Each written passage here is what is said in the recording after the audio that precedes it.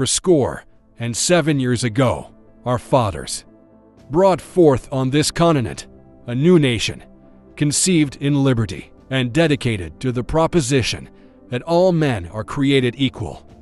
Now we are engaged in a great civil war, testing whether that nation, or any nation so conceived and so dedicated, can long endure.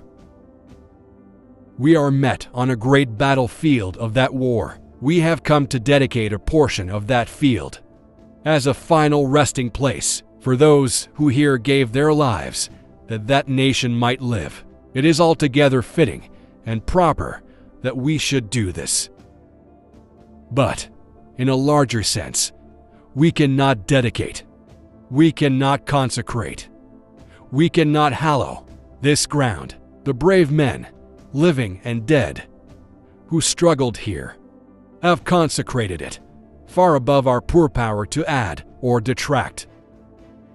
The world will little note, nor long remember, what we say here, but it can never forget what they did here.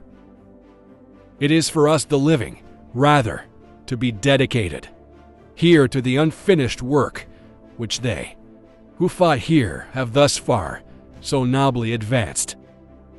It is rather for us to be here dedicated to the great task remaining before us, that from these honored dead we take increased devotion to that cause for which they gave the last full measure of devotion, that we here highly resolve that these dead shall not have died in vain, that this nation, under God, shall have a new birth of freedom, and that government of the people, by the people, for the people, shall not perish from the earth.